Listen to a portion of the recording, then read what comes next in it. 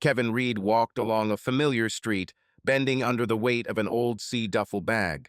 His boots, worn by salt and time, left dull blows on the sidewalk, and the rhythm of the waves buzzed in his head, which did not let him go even on land. 9 months at sea, endless shifts in the engine room, rusty decks, and the screams of seagulls overhead were left behind. Now he was home in the small town of Portsdale, where the air smelled of pine trees and gasoline from the main highway. He was tired as hell, but a warm anticipation filled his chest. In a few minutes he would see Rose. In the right pocket of the jacket there was a small velvet box. Kevin bought it in the last port, San Diego, from an old jeweler with shaking hands. The ring was simple silver, with a fine engraving inside, 15 years and forever. He ran his finger over his pocket, checking to see if it was in place, and the corners of his lips twitched in a rare smile for him. Rose has always loved such little things, not flashy diamonds, but something real, with a soul. He imagined how she would open the box, how her brown eyes would flash with surprise, and then she would throw herself on his neck, whispering how much she missed him. The street was quiet, almost deserted at this hour of the evening. The sun had already set, leaving behind a crimson streak on the horizon, and the lanterns cast long shadows from the bare branches of the maples. Kevin and Rose's house was at the end of a cul-de-sac, low-rise, white-painted, with a porch he had renovated himself 2 years ago. The shutters were closed, but a soft yellow light was shining through from under them. Rose always left the lamp in the living room burning when she was waiting for him. It was their little ritual, a signal. I'm here, I'm waiting. Kevin quickened his pace, feeling fatigue give way to anticipation. He did not warn her about his return. He wanted to surprise her. The last time they spoke on the phone was 3 weeks ago, when the ship's communications miraculously picked up a signal off the coast of Mexico. Her voice was a little hoarse then, but warm, as always. "Come back soon, sailor," she said, and Kevin laughed, promising to bring her something beautiful. Now this something was in his pocket, and he could almost see her reaction.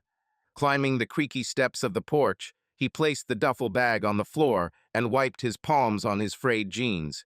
The key in his pocket was cold, but Kevin decided not to fiddle with the lock. Rose was probably at home, and he wanted to see her face right away, without extra seconds of waiting.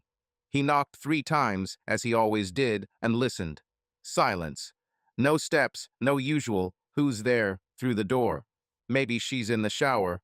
Or did she fall asleep in front of the TV, as happened a couple of times when he returned late? Kevin pushed the door. It was unlocked. This surprised him slightly. Rose always kept an eye on such things, especially when she was alone. He stepped inside, inhaling the familiar smell of home, a mixture of her flower shampoo, wood from old parquet, and something else, subtle, like freshly brewed coffee. The living room was empty. The sofa was neatly covered with a blanket. The TV was turned off. The lamp in the corner was on as he expected, casting soft shadows on the walls. It looked as if Rose had just been there. "Rose," he called, taking off his jacket and throwing it on the back of the chair. The voice echoed off the walls, but there was no answer. Kevin frowned, but decided not to panic. She would go out to the store or to see her neighbor across the street, Mrs. Clare, the always chattering old lady who loved to treat Rose to homemade cookies. He walked to the hanger by the door to hang his jacket properly, and then his eyes fell on something alien. Among the familiar things, his old raincoat, Rose's red coat, and a couple of her scarves, hung a man's jacket. Dark blue, made of thick fabric, with a frayed collar. Kevin froze. It wasn't his jacket. He was left in the closet before leaving, and the style was different. This one looked too new, too foreign for their home. He reached out and touched the sleeve. The fabric was slightly damp, as if it had recently been worn in the rain. Kevin looked around to see if he was imagining things. No, the jacket hung here, real and wrong, like a splinter in a familiar picture. His heart beat faster, but he forced himself to breathe evenly. Maybe a neighbor came by, he thought. Mr. Clare would sometimes fix things around the house if Rose asked, but he always left his tools in the shed rather than his clothes in their hallway. Kevin took his jacket off the hook and held it closer to the light. Inside, on the lining, An embroidered mark was visible, the initials MD. His name was Kevin Reed. No MD never happened in his life. He put his jacket on the table, feeling something heavy and inexplicable begin to boil inside.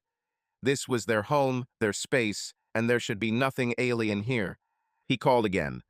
Rose, are you home? The silence responded, hitting harder than any sound. Kevin stood in the middle of the living room, clutching the ring box in his hand, and looked at the jacket that lay in front of him like a silent question. For the first time in 15 years, he felt that he was not quite home. Kevin was still standing in the living room, holding someone else's jacket in his hands, and trying to calm the growing feeling of anxiety when the sound of running water came from the corridor. He turned around sharply. The noise came from the bathroom, faint but steady, like the rustling of surf on a calm sea. The bathroom door was ajar, and warm steam came out, mixing with the cool air of the house. Kevin exhaled. Rose was at home. She was just taking a shower, that's all. He shook his head, mentally scolding himself for having managed to get God knows what in his head because of some jacket. He carefully placed the jacket back on the table and leaned against the wall, crossing his arms over his chest. The sound of the water died down, replaced by silence, and then a slight creaking of the old floor. Kevin waited, feeling the tension in his shoulders slowly release. A couple of seconds later, Rose appeared in the doorway. Her hair, dark and wet, stuck to her shoulders, and the white terry robe tied at the waist was slightly wet at the collar. She wiped the ends of her hair with a towel without looking forward and hummed something quietly, a melody that Kevin did not recognize. Rose, he called, and his voice sounded a little louder than he intended. She shuddered, the towel froze in her hands, and her eyes widened in surprise. Rose raised her head, and a whole storm of emotions was reflected on her face from shock to joy. The towel fell from her hands and fell softly on the floor, and she pressed her palm to her chest, as if trying to calm her heart. Kevin, she exhaled. Lord, Kevin, what are you? You were supposed to do it tomorrow. He nodded, feeling the corners of his lips involuntarily stretch into a smile. Her reaction was always like this, sincere, a little theatrical, but damn real. He stepped towards her, still holding the ring box in his pocket, and shrugged. I decided to make a surprise. The boat docked earlier, and I thought, why not today? Rose laughed short, but loudly, as always when he took her by surprise. She took a few quick steps towards him, her bare feet leaving wet marks on the parquet floor, and literally threw herself on his neck. Kevin caught her, wrapping his arms around her waist, and inhaled the familiar scent flowery shampoo, mint from toothpaste, and something else, her own, that he couldn't describe in words. She was warm, slightly damp from the shower, and for a moment all his doubts about the jacket dissolved in this hug. You're crazy, Kevin Reed, she whispered into his neck, pressing closer. I almost died of fright. I thought someone had broken into the house. I thought you fell asleep in front of the TV, he replied, pulling back slightly to look at her face. Her cheeks were flushed, her eyes sparkling, and she looked so alive, so at home, that Kevin felt the last months at sea dissolve in this moment. Rose let go of him, took a step back, and put her hands on her hips, her brows furrowed in mock furrow. Do you have any idea how crazy I was going here? 9 months, Kevin. I was counting the days, and you just showed up a day early without even calling. He grinned, taking off his shoes and tossing them at the doorstep. I wanted to see your face, and it looks like it was worth it. She rolled her eyes, but the smile never left her lips.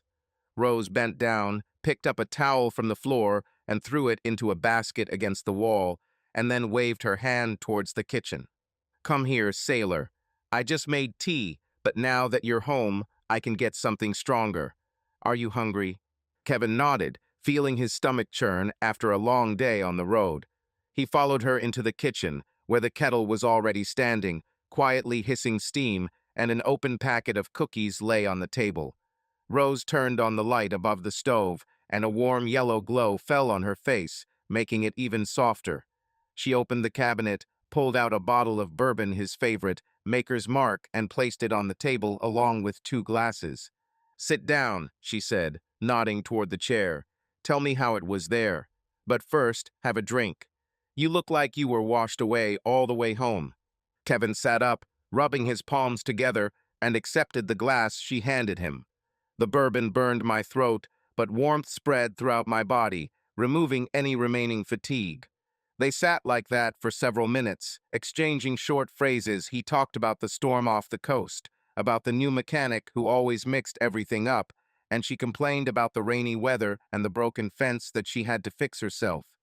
It was their familiar rhythm, honed over the years when words weren't as important as just being there. Then Rose suddenly clapped her hands and her eyes lit up. "Tomorrow is the anniversary. Do you even remember that we will be 15 years old?" Kevin pretended to think, rubbing his chin, and received a light slap on the shoulder from her. "I wish I had forgotten," he said, looking at her with feigned seriousness. "I even figured out how we would celebrate it." "Oh, really?" Rose leaned closer, resting her elbows on the table. "What are you up to, Mr. Reed?" He leaned back in his chair, feeling the ring in his pocket press pleasantly on his thigh. He wasn't going to show it now. He wanted to wait until tomorrow and do everything beautifully. But he had a plan. "We'll go to the bay in the morning. Let's take a boat, the one Jim rents, and sit on the water, like in the old days. And in the evening dinner at the fisherman's hut. The table has already been reserved." Rose beamed. She loved the bay. They often went there in the early years of their marriage, when Kevin had not yet gone on such long voyages. She reached across the table and squeezed his hand. "Are you serious? I haven't been on the water for 100 years. And the shack, Kevin, you know exactly how to bribe me." "That's not all," he added, smiling mysteriously. "There will be something special, but you'll find out tomorrow." She narrowed her eyes, trying to get more out of him, but he just shook his head and took another sip of bourbon. Rose leaned back in her chair, crossed her arms, and said, "Okay, keep your secrets. But I also came up with something. In the morning, I'll make you your favorite omelet with bacon and that hot sauce that you always carry from the ports. And in the afternoon, we can go to Mrs. Clare. She promised to bake a cake if I talked her into it." Kevin nodded, imagining the day ahead. An omelet, a bay, dinner, everything he wanted after months at sea. He looked at Rosa, how she fiddled with the hem of her robe, how the light played in her wet hair, and thought that 15 years with her was the best thing he had. They sat for a while longer, discussing little things, how to decorate the boat, whether to take wine or beer, and whether to forget an umbrella if the weather turns bad. The conversation flowed as easily as a river on a clear day, and Kevin felt at home, really at home. When the bourbon in the bottle came to an end, Rose stood up, stretched, and yawned, covering her mouth with her hand. "Okay, hero, you need to sleep. You're out of the way, and tomorrow is a big day." Kevin stood up, pulling his chair behind him, and nodded. "You're right, but don't be late either." She winked at him as she put the glasses away in the sink and said over her shoulder, "Go, I'll be there in a minute. I'll just turn off the light." Kevin walked into the bedroom, throwing his duffel bag by the bed, and collapsed onto the mattress without undressing. He heard Rose rattling dishes and the switch in the living room clicking, and he closed his eyes, feeling like he was finally back where he belonged. Kevin woke up to the sound of his own breathing, sharp and heavy, as if he had emerged from underwater. The bed beneath him was warm, but the sheets were wrinkled, as if he had been tossing and turning all night. He lay on his back, staring at the ceiling of the bedroom, where the faint morning light filtered through the cracks in the shutters. It was empty nearby. Rosa had apparently already gotten up. Her pillow had a slight imprint on it, and the blanket had been neatly tossed aside. Kevin rubbed his face with his palms, feeling the stubble under his fingers, and slowly sat up, trying to shake off the remnants of sleep. He dreamed of the sea muddy, choppy, with waves that pulled him down, but he could not remember the details. The silence in the house was soft, almost comfortable. Faint sounds could be heard through the walls, the rustling of the wind outside the window, the distant barking of a dog somewhere on the street. Kevin stood up, stretched, feeling his joints crack from the long flight, and glanced at his duffel bag, still lying by the bed. He didn't have time to unpack his things yesterday. He was too tired after drinking bourbon and talking with Rose. Now, in the morning light, He felt better. The fatigue had receded, replaced by anticipation of their anniversary. Omelette, bay, dinner at the fisherman's hut. The day promised to be good. He walked into the living room, his bare feet feeling the coolness of the parquet floor. The lamp in the corner was turned off, but morning light streamed through the windows, illuminating the room. There was a folded blanket on the sofa, and on the table there was an empty bottle of bourbon next to two glasses, traces of their previous evening. Kevin smiled, remembering how Rose had teased him for being thoughtful while they were making plans. But then his gaze fell on something else, a small black phone lying at the edge of the table, almost invisible among the usual clutter. It was Rose's phone. Kevin recognized it immediately. Old, with a shabby body, which she refused to change because it still works. He was lying face down, and something about this little thing pricked Kevin. She left it here yesterday. He didn't remember her taking out her phone during their conversation. Maybe he just didn't notice. Kevin came closer, rubbing his neck, and froze, looking at the device. For some reason, he wanted to pick it up. He extended his hand, his fingers touched the cold plastic, and a slight curiosity stirred in his chest. Rose rarely left her phone unattended. It was usually in her robe pocket or in the kitchen, next to the kettle.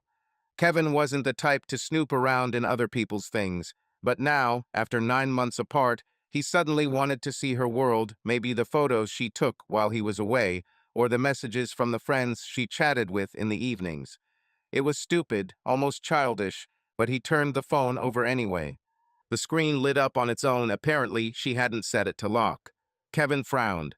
Usually Rose was more careful with such things, especially after she lost her old phone in a cafe a couple of years ago. Several notifications appeared on the screen, missed calls and messages. He noticed the name Mike. 3 missed calls and a line of text underneath, cut off by a locking pad.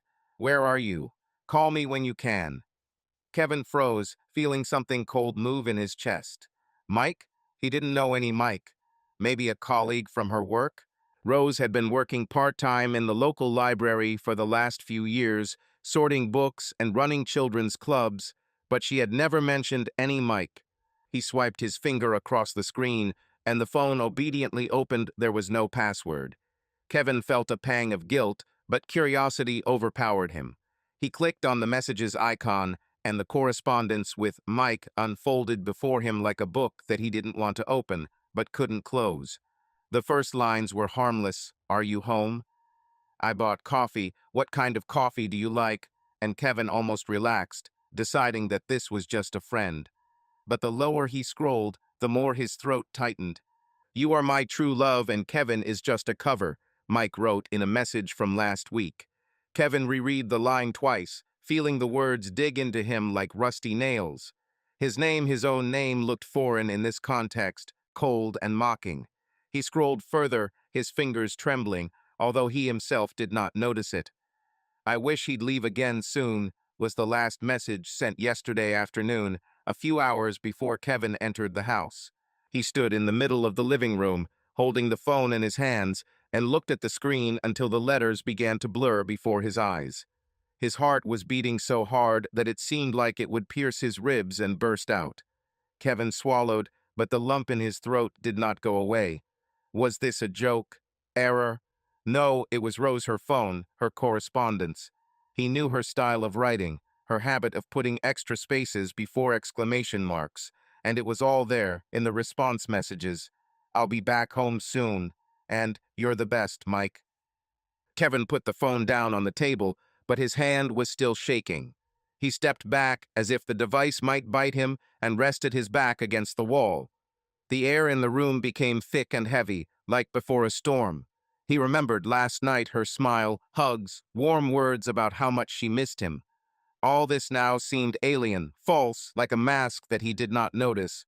Who is Mike? How long has this been going on? Questions swarmed in my head, but none found an answer. He ran his hand over his face, trying to collect himself. Maybe it's a misunderstanding. Maybe he misunderstood. But the words true love and cover burned him from the inside like hot metal.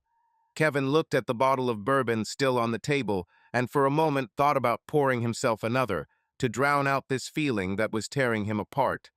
But instead, he clenched his fists until his nails dug into his palms. Somewhere in the house, a floorboard creaked a faint, barely perceptible sound.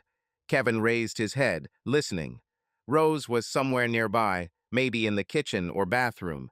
She didn't yet know what he had seen. She didn't yet know that he knew. And at that moment, Kevin realized that the silence in their house would never be comfortable again. Kevin stood in the living room, clutching Rose's phone so tightly that the plastic creaked under his fingers. The screen was still glowing, displaying the words he had read a dozen times. "You are my true love, and Kevin is just a front."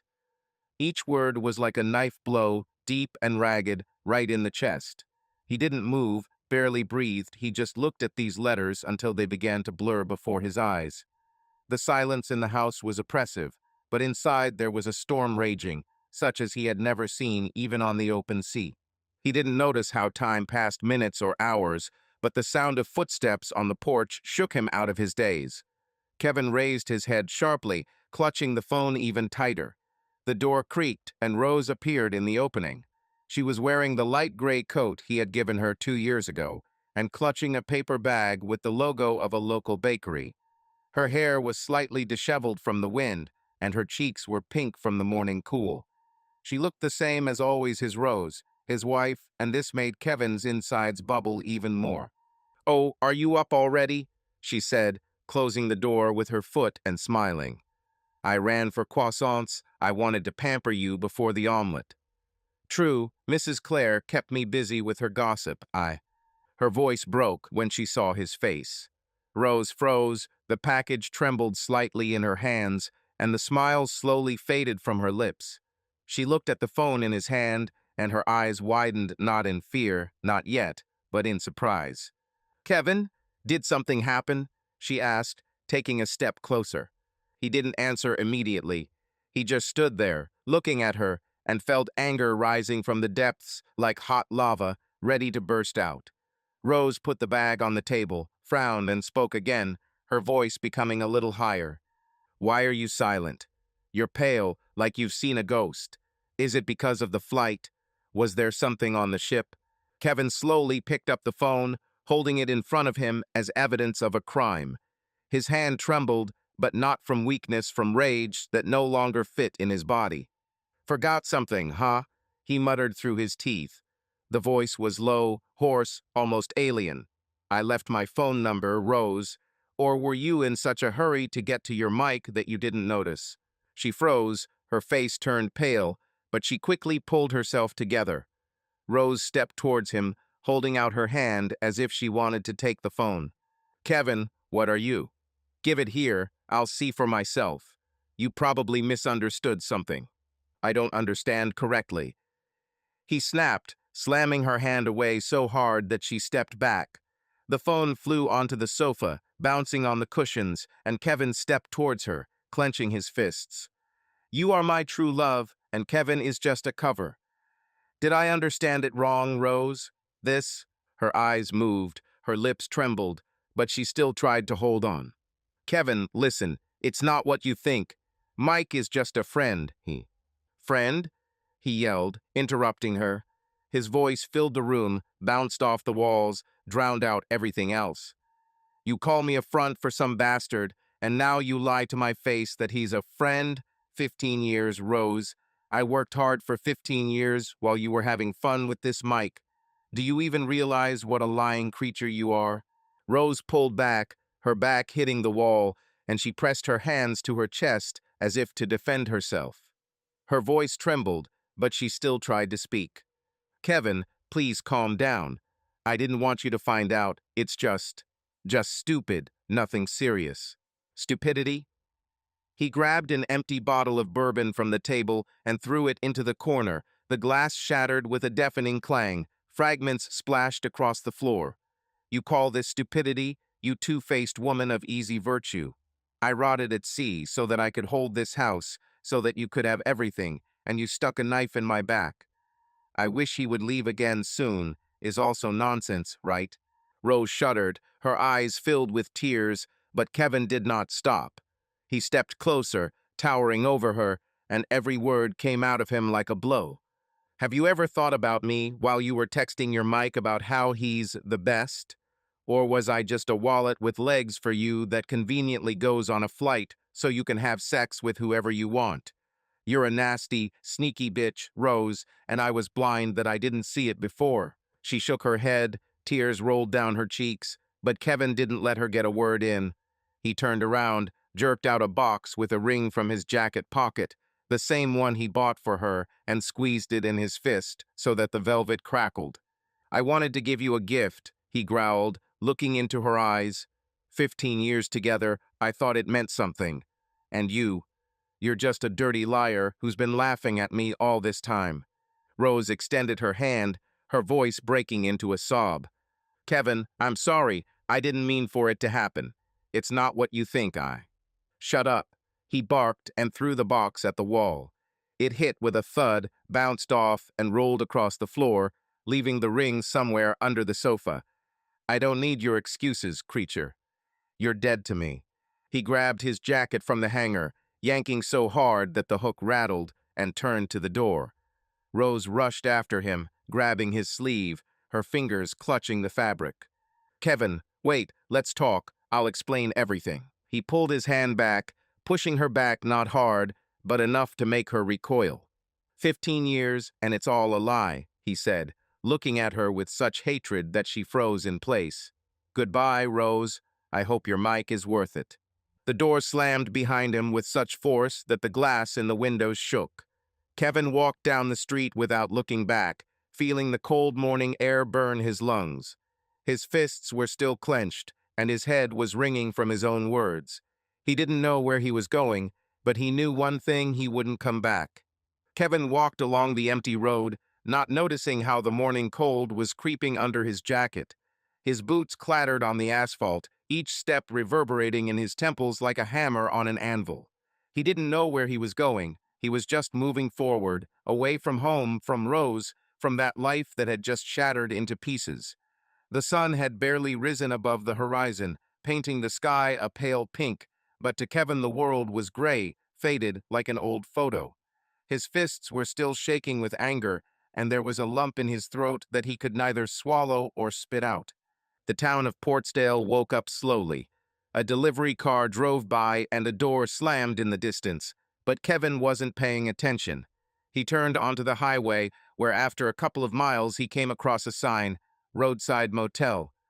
A cheap place with peeling paint on the walls and a flashing neon sign where the letter R had long since burned out.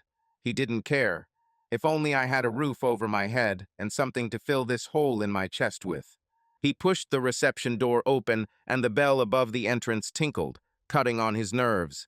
Behind the counter sat a skinny guy of about 20, with greasy hair and an earphone in one ear. He didn't even look up from the phone. He just muttered, $20 a night. In cash. Kevin tossed the crumpled bill onto the counter without saying a word. The guy lazily handed over the key with the plastic key fob, number 7, and again turned his attention to the screen. Kevin took the key and left, feeling the smell of stale tobacco and cheap coffee following him from the hall. The room looked like a motel. A low ceiling with stains of dampness, a bed with a sagging mattress covered with a faded blanket, and a bedside table on which someone had carved a crooked star with a knife. The only window was curtained with a heavy cloth soaked in dust, and in the corner an old heater hummed, smelling of burnt wiring. Kevin threw his jacket on a chair without turning on the light and collapsed onto the bed. The springs creaked under his weight, but he paid no attention. He needed a drink.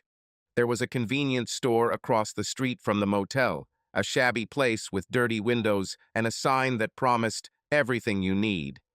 Kevin walked there without looking around, and 5 minutes later returned with a bottle of whiskey cheap, with a strong smell, but he didn't care.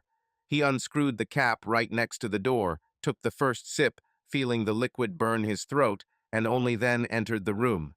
The bottle thudded against the nightstand as he placed it next to the key. Kevin sat on the edge of the bed, hunched over and staring at the floor. The words from the correspondence were still ringing in my head: true love, cover up, I wish he would leave soon. He squeezed the bottle, took another sip, then another, until the warmth began to spread through his chest, dulling the sharp edges of the pain. But the anger did not go away. It sat inside, like a hot coal, ready to flare up again. How could she? I am 15 years old, half my life, and all this time he was nothing to her. He leaned back against the wall and closed his eyes.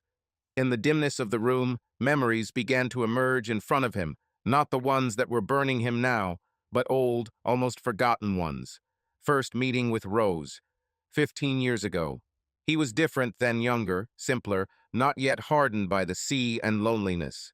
He was 23, just hired on his first ship, a cargo trawler, and spending his last evening ashore in a small port town called Bayview. It was autumn. The air smelled of salt and wet leaves. Kevin walked into the bar, a noisy place with sticky tables and music from an old jukebox. He ordered a beer and was sitting in the corner watching people when he heard a scream. A girl, short, with dark hair braided in a sloppy braid, was making her way across the hall, straight to the counter. She argued with the bartender, waving her arms, her voice drowning out the roar of the crowd. I told you, this is not my order. I asked for coffee, not this pot of rum. The bartender, a fat man with a red face, just shrugged. Drink or leave, it doesn't matter to me. She grabbed the glass and, without blinking an eye, splashed the contents directly onto his shirt. The hall exploded with laughter, and the bartender shouted something about the police. Before Kevin knew it, he was there, maybe because of her courage, or maybe because of the way she stood tall and proud despite all the chaos. He threw a couple of dollars on the counter and said, "For her coffee," and nodded to her. "Let's go before he calls the cops."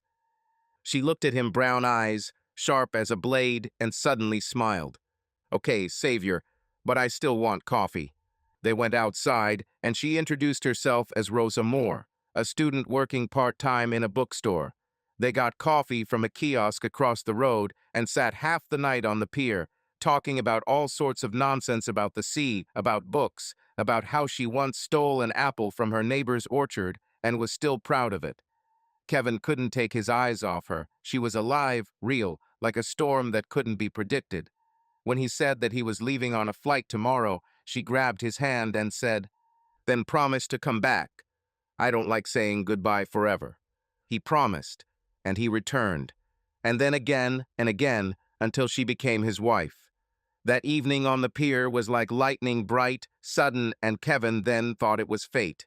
Now he opened his eyes, looking at the peeling wall of the motel.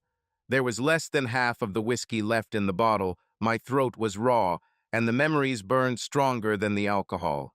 He fell in love with her at first sight, that daring girl who was not afraid of anyone. Where is she now?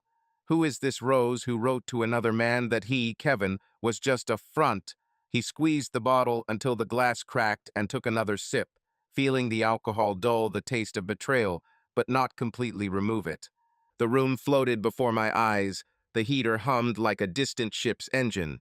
Kevin threw his head back, hitting the wall, and muttered into space. 15 years, and all in vain.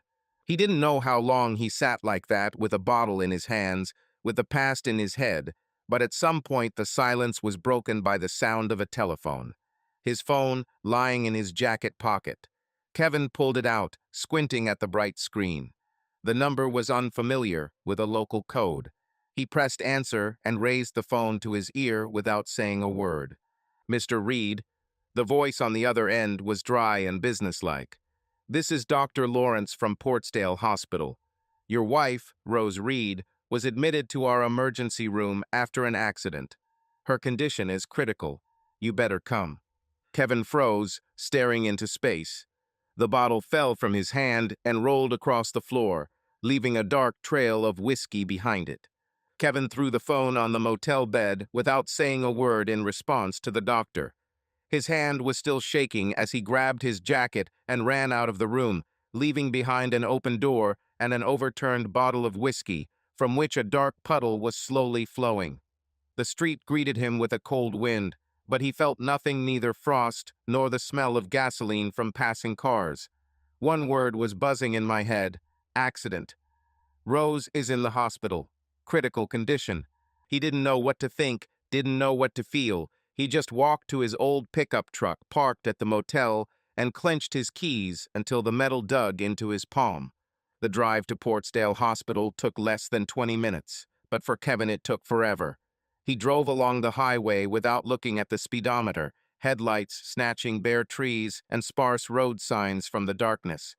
The radio in the car was silent. He turned it off 6 months ago, when the speakers began to wheeze, and never fixed it. The silence was oppressive, interrupted only by the roar of the engine and the beating of his own heart. Critical condition, he repeated the doctor's words to himself, and each time they sounded like a death sentence, but to whom, Rosa or himself? He didn't know.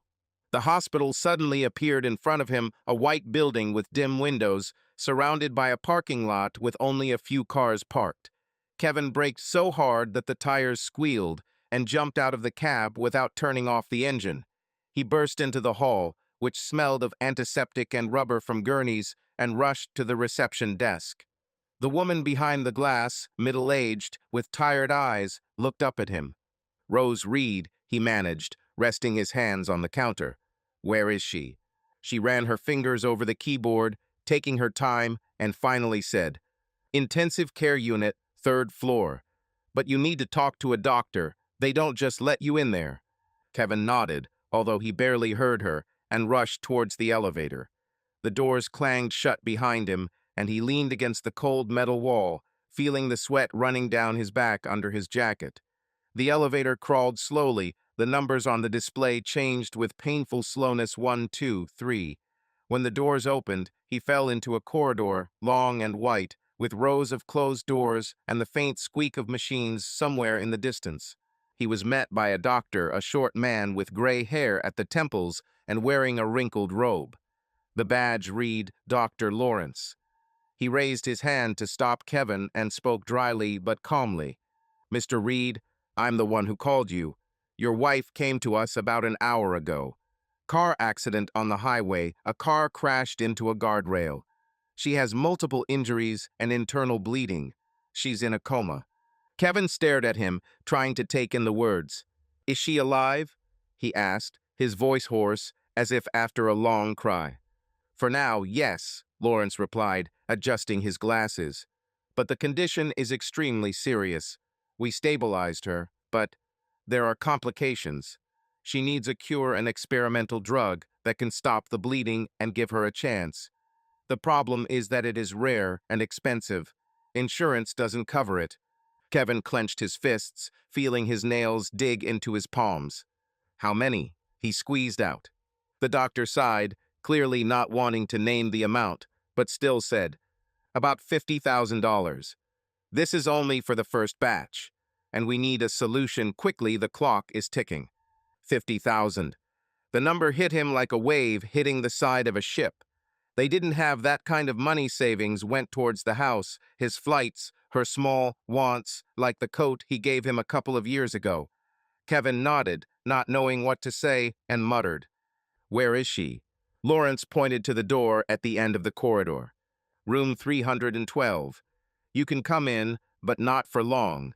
She's not conscious, and we're monitoring her every indicator." Kevin walked to the door, feeling the floor under his feet seem unsteady, like a deck in a storm. He pushed the door open and stepped inside. The room was small, sterile, with white walls and a faint smell of bleach. In the center there was a bed, surrounded by machines. The monitors beeped quietly, but rhythmically tubes stretched from them to the body under the blanket. Rose lay there, motionless like a statue. Her face was pale, almost transparent, with dark circles under her eyes and bruises on her cheekbones. Hair, usually neatly styled, became tangled and stuck to the pillow. A thin tube protruded from her mouth to help her breathe, and her chest rose and fell in time with the hiss of the fan. Kevin stood by the bed, looking down at her. It was she, his Rose, the woman he had loved for 15 years. But now he saw not her smile, not her lively eyes, but the words from the correspondence. "True love, cover." His hands clenched into fists, and he felt the anger, suppressed by the whiskey, flare up inside again. She betrayed him, tore apart everything they had, and now she lies here, helpless, and he has to do something. He sat down on the chair next to the bed, which creaked under his weight and stared at her face. Her skin was cold in appearance, her lips were slightly parted, and only the faint rhythm of the monitor indicated that she was still alive. Kevin leaned closer, feeling the smell of the hospital mingling with the subtle aroma of her shampoo. "Why can't I just leave?" he whispered, so quietly that he himself barely heard. His voice trembled, but he clenched his jaw, not allowing his emotions to escape. He remembered her as he had seen her yesterday, warm, smiling, hugging him in their kitchen. And then I remembered the phone, the messages, her lies. These images collided in his head like ships in a storm, and he did not know which of them was real. Kevin ran his hand over his face, feeling the stubble and sticky sweat, and looked at her hand lying on top of the blanket. A wedding ring glittered on her ring finger, a simple gold one, the one he had put on her 15 years ago. He almost tore it off her right then and there, but stopped, clenching his fist. The doctor talked about money, about medicine, about chances. 50,000, a fortune. Kevin could sell the pickup, take out a loan, find a way. He always found a way, even when storms sank ships and salaries were delayed for months. But why? For whom? For the woman who called him a front? His mind screamed, "Go away," but something inside, duty, habit, the remnants of what he once called love, kept him in that chair. He sat for so long, looking at her motionless face, until his fingers became numb from tension. The machines beeped, the lights hummed, and Kevin kept looking and thinking, "Why can't I just leave?" There was no answer, only silence, interrupted by her artificial respiration, and a heaviness in his chest that no amount of whiskey could wash away. 3 days have passed since Kevin first crossed the threshold of room 312. 3 long, drawn-out days that merged into one endless gray strip, saturated with the smell of antiseptic and the hum of hospital machines. He didn't return to the motel, he didn't see the point. Instead, he stayed here in the hospital, sleeping on a hard sofa in the waiting room on the 3rd floor, where his back ached from the crushed springs, and sleep came in fits and starts, interrupted by the steps of nurses and the creaking of gurneys. His truck was still in the parking lot, covered in a thin layer of dust, and his jacket, smelling of whiskey and sweat, hung over the back of a chair in Rose's hospital room. Her condition did not change. Dr. Lawrence came in every morning, looked at the readings, shook his head, and repeated the same thing. "She's stable, but unconscious. We're doing everything we can." Kevin nodded without going into details and returned to his silent vigil by the bed.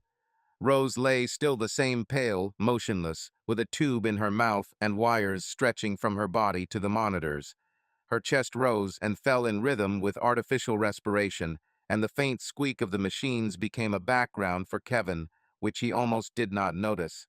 He stared at her for hours, sometimes falling asleep right in the chair, crossing his arms over his chest, but every time he woke up with the same question in his head: "Why am I still here?" The hospital lived its own life. The corridors were buzzing with footsteps, nurses in blue coats scurried about with folders and syringes, orderlies wheeled carts with clanging instruments, visitors whispered at the coffee machine in the hall. Kevin learned to distinguish sounds: the squeak of rubber soles on linoleum, the ding of an elevator, the distant cry of a child somewhere on another floor. He barely ate. He took a sandwich from the machine a couple of times, but even the bread seemed tasteless, like cardboard. Coffee, black and bitter, became his only companion, warming his hands in a plastic cup as he sat and looked at Rose. Her face didn't change. The bruises on his cheekbones darkened, turning into purple spots, and his skin became even paler, almost waxy. Kevin sometimes found himself looking for the Rose he knew in her, the one who laughed at his jokes, cooked him an omelet with hot sauce, hugged him after long flights. But in front of him there was only a shell, empty and alien, and this angered him even more. He didn't talk to her, either out loud or mentally. The words got stuck in my throat, and the ones that came to mind were too rough, too heavy for this silence. The morning of the 4th day began the same as the previous ones. Kevin woke up on the couch in the waiting room, feeling his neck stiff from the awkward position. He rubbed his face, stood up, and wandered towards the ward, holding in his hands another glass of coffee, already cooled and giving off a hint of sourness. The corridor was empty, except for the cleaning lady at the far end, slowly moving a mop across the floor, humming something under her breath. Kevin pushed the door to room 312 and entered, glancing at the monitors as usual. Everything is the same straight lines, weak rhythm, nothing new. He sat down on a chair, put the coffee on the windowsill, and stared at Rose, feeling the fatigue pressing on his shoulders like a weight that could not be thrown off. He didn't know how long he sat there, maybe an hour, maybe two. The sun rose higher, breaking through a gap in the curtains and drawing a thin strip of light on the floor. Kevin rubbed his eyes, trying to drive away the drowsiness, when he heard footsteps light, fast, not at all like the heavy tread of the nurses. He raised his head, frowning, and saw the door open slightly. A boy stood in the doorway. He was about 12 years old, thin, with disheveled blonde hair and freckles on his cheeks. He was wearing a faded denim jacket, too big for his narrow shoulders, and sneakers with the laces untied. He held the door handle, looking inside with a mixture of curiosity and anxiety. Kevin sat up straighter in his chair, feeling the tension running down his spine. The boy didn't look like one of the staff or the patron's son. He looked lost, but focused, as if he knew where he was going. "Hey," Kevin said, his voice sounding hoarse and rough after hours of silence. "Who are you?" The boy stepped inside without taking his eyes off the bed. His gaze settled on Rose, and he froze, clenching his fists in his jacket pockets. Kevin's frown deepened, feeling something cold stir in his chest. The boy didn't answer right away. He just stood there, looking at her, and then quietly, almost in a whisper, said, "I'm Ethan. Where's Mom?" Kevin felt the ground disappear from under his feet. The word mother hit him like a wave hitting rocks, sharp and deafening. He slowly turned his head, following the boy's gaze, and looked at Rose. Her face, motionless and pale, suddenly became alien, as if he was seeing it for the first time. Ethan took another step, closer to the bed, and his sneakers squeaked on the linoleum. He looked at Rose as if he was waiting for her to open her eyes and smile at him. "What did you say?" Kevin asked, getting up from his chair. His voice trembled, but not from weakness, from a mixture of shock and something he couldn't name. "Who are you?" The boy finally looked at him. His eyes were blue and clear, but there was something adult in them, too serious for a child. "I'm Ethan," he repeated, a little louder. "This is my mother. Where is she? Why is she lying like that?" Kevin opened his mouth, but the words got stuck somewhere in his throat. He looked at the boy, then at Rose, then again at the boy, and one thought was spinning in his head. This is impossible. He and Rose never had children. He had been at sea for months. She never spoke of pregnancy. She bore no traces of motherhood. But this boy, this Ethan, stood there, calling her Mom, and his voice was so confident, so simple, that Kevin felt his legs give way. He leaned his hand on the back of the chair so as not to fall, and squeezed it so that the wood crackled. His gaze darted between Rose and Ethan, looking for at least something, a similarity, a hint, an explanation. The boy had blonde hair, not like Rose, but something about his jawline, the way he pursed his lips, suddenly seemed familiar. Kevin swallowed, feeling his throat go dry, and stepped towards him, leaning closer. Are you sure this is your mother?" he asked, each word coming with difficulty. Ethan nodded, not taking his eyes off Rose. "Yes. Is she always here? Why is she sleeping?" Kevin didn't answer. He straightened up, feeling the blood pounding in his temples, and looked at Rose with new, icy clarity. Who is she? Who is this woman he loved for 15 years? And who is this boy standing in front of him with such simple, childish questions? The world he knew was collapsing right here in this sterile room, and Kevin didn't know how to hold it together. Kevin was still standing in room 312, unable to take his eyes off Ethan, whose words, "That's my mom," hit him like a storm wave. The boy looked at Rose with alarming bewilderment, his thin fingers fiddling with the hem of his oversized denim jacket, and Kevin felt the reality around him begin to come apart at the seams. The silence in the room was thick, almost palpable, interrupted only by the faint beeping of the monitors and the rhythmic hiss of the machine that kept Rose breathing. He wanted to say something, demanding an explanation, but the words got stuck in his throat, and one question was spinning in his head. Who is this child? The door to the room creaked, and Kevin turned around sharply. A man appeared in the doorway, a strong man, slightly shorter than him, with short dark hair, slightly touched with gray at the temples. He wore a worn leather jacket, oil-stained jeans, and heavy work boots that left faint, dirty marks on the linoleum. His face was rough, with sharp features and three-day stubble, but his eyes betrayed anxiety mixed with fatigue. He paused in the threshold, looking from Rose to Ethan, and then noticed Kevin. His eyebrows twitched, but he quickly stepped inside, closing the door behind him. "Ethan," he said, his voice low and hoarse, with a hint of irritation. "I told you to wait in the car." "What are you doing here?" The boy turned around, but did not move. His blue eyes sparkled with pent-up tears, and he answered quietly. "I wanted to see my mother. You said she was in the hospital, but you didn't say she was. Like that." Kevin felt his blood run cold. He looked at the man, his confident posture, the way he addressed Ethan, and the name flashed into his mind like a distress signal. Mike. The same Mike from the correspondence. "You are my true love, and Kevin is just a cover." His fists clenched until his knuckles turned white, and he stepped forward, placing himself between the man and Rose's bed like a barrier. "Who are you?" he asked, his voice cold and sharp, like a knife blade. The man looked up, meeting his eyes. A shadow of confusion flashed across his face, but he quickly pulled himself together and answered. "My name is Mike. Mike Jensen. And you are her husband, right?" Kevin felt the anger that had been building up inside him since the morning he saw the phone break out like a chain from a broken anchor. He stepped closer, towering over Mike, and muttered through his teeth. "Yes, I am her husband, Kevin Reed, and you are the same Mike to whom she wrote that I was just a cover for her, right?"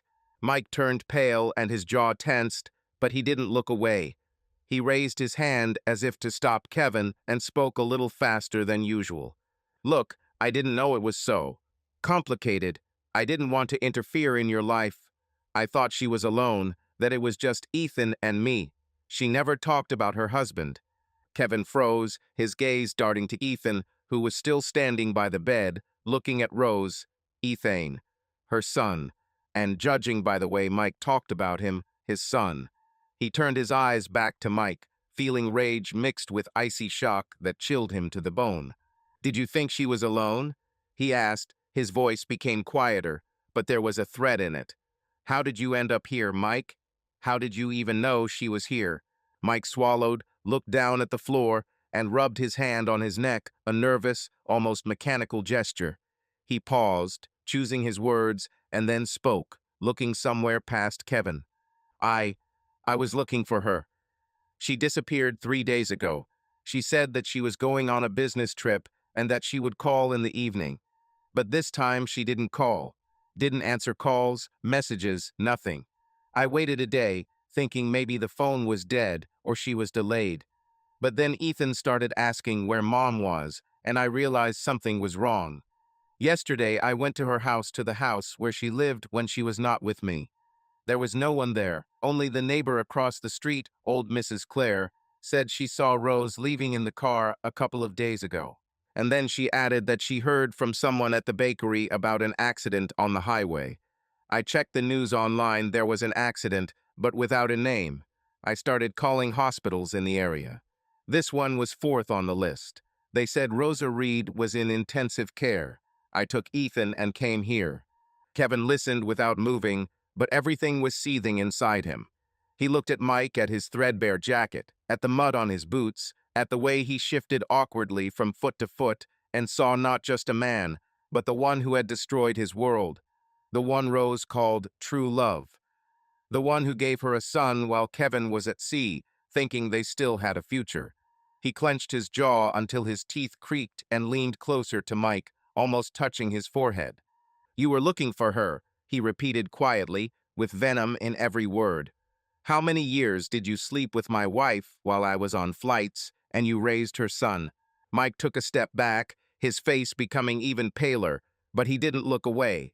His voice trembled, but he tried to explain. I I met her about 12 years ago. She stopped by my workshop. Her car had broken down. Something was wrong with the engine. We got to talking. She said that she lives alone, that there is no husband. A couple of months later, she became pregnant with Ethan. I was with her all this time, helping to raise him. She said that she was leaving on a business trip, that this was her job, but she always came back. I didn't know about you, I swear. She never mentioned her husband or wore a ring when she was with me. 12 years, Kevin breathed, feeling that number cutting into him like a rusty nail. 12 of the 15 years he was with Rose. He looked at her lying on the bed, so weak and motionless, and suddenly he wanted to scream at her, at Mike, at the whole damn world. But instead he turned back to Mike, his gaze as cold as Arctic ice.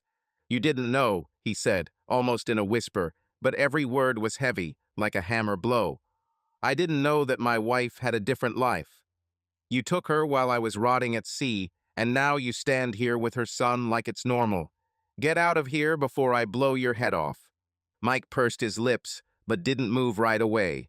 He looked at Ethan, who was still standing by the bed, and called quietly, "Ethan, let's go. It's time for us." The boy turned around, his eyes were wet, but he nodded and slowly walked towards Mike.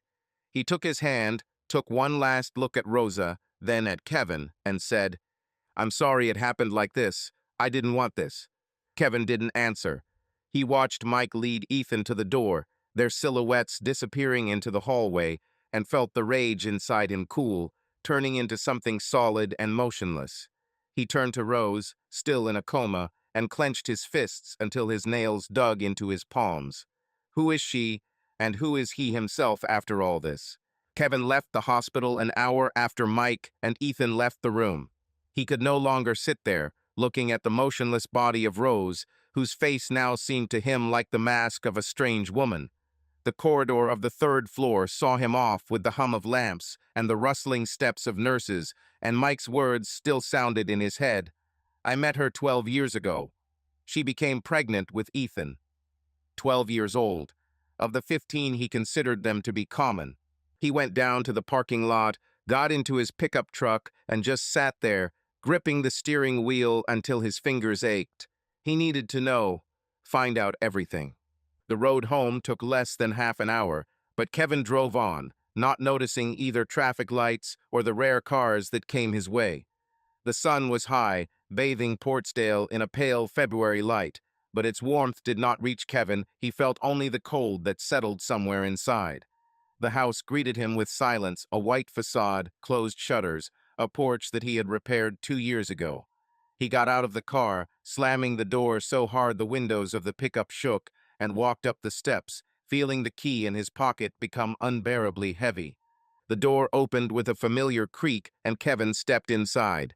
The smell of the house, a mixture of her floral shampoo, old wood, and coffee hit him like a memory he wanted to burn away. The living room was as he had left it that morning, an empty bottle of bourbon on the table, broken glass in the corner where he had thrown it, Rose's phone on the sofa. He froze, looking at all this, and felt the anger, suppressed by the hospital, flare up again. She lived here with him, but somewhere else there was another Rose, the one who loved Mike, gave birth to Ethan, built a life that he knew nothing about. Kevin walked into the bedroom, throwing his jacket on the floor. He didn't know where to start, but his feet themselves led him to the chest of drawers and old oak with peeling paint, which they bought at a crossroads 10 years ago. He pulled out the top drawer, her drawer, where she kept all sorts of little things, scarves, hairpins, old receipts. His fingers ran over the fabric, hit something hard, and he pulled out a small box, wooden, with a carved pattern in the form of waves. She always said it was just a trinket, a gift from a friend, but Kevin never saw her open it. He lifted the lid, and inside were several folded papers, yellowed, with frayed edges. Letters. Kevin unwrapped the first one, feeling his heart begin to pound faster. The handwriting was not hers, mail, uneven, with ink smeared in places. "Rose, I miss you. Ethan asked about you yesterday. When are you coming? Signed, Mike." The date is 7 years ago. Kevin clenched the paper in his fist, but forced himself to open the next one. "We need you. Ethan draws pictures for you, wants to show you. Come quickly. One more. I know it's hard for you to leave, but we are waiting. I love you. All from Mike. Dozens of letters hidden here in their house, under his nose. He threw the box onto the bed, the letters scattered across the blanket, and Kevin rushed to the closet. There, on the top shelf, behind a stack of her sweaters, he found an old photo album, one that she had never shown him, saying that it was old pictures from work. He opened it, and footage of someone else's life flashed before his eyes. Rose is on the beach with a little blonde boy, Ethan, about 3 years old, smiling, holding her hand. Rose and Mike are in the park. He hugs her from behind. They both laugh. Ethan is on the carousel. Rose is nearby, waving at the camera. Snapshots after snapshots of years Kevin didn't know, a life he wasn't a part of. He threw the album onto the floor. The photos fell out, scattered across the hardwood floor, and Kevin sank to his knees, breathing heavily. But that was not all. He returned to the dresser, opening drawers one by one until he found an envelope in the bottom one, under a stack of her underwear. Thick, sealed, with "Will" written on the front. Kevin tore it open, not caring about neatness, and pulled out the document. His eyes scanned the lines.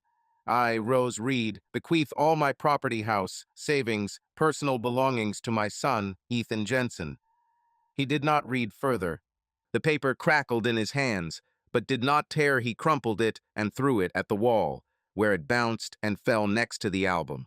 You stole everything from me, he hissed, looking at the scattered evidence of her lies. His voice cracked, but he didn't hold back. You gave everything we had to him. Kevin stood up, clenching his fists until his nails dug into his palms, and leaned against the wall, feeling it cool his back through his shirt. He closed his eyes, and memories old, almost forgotten, began to surface like the wreckage of a sunken ship. This was about 8 years ago, shortly after he received a promotion on the ship. They were sitting in the kitchen, the same one where he found her phone a few days ago. On the table there was a bottle of wine, half empty, and a plate with the remains of dinner fried fish that he had caught himself.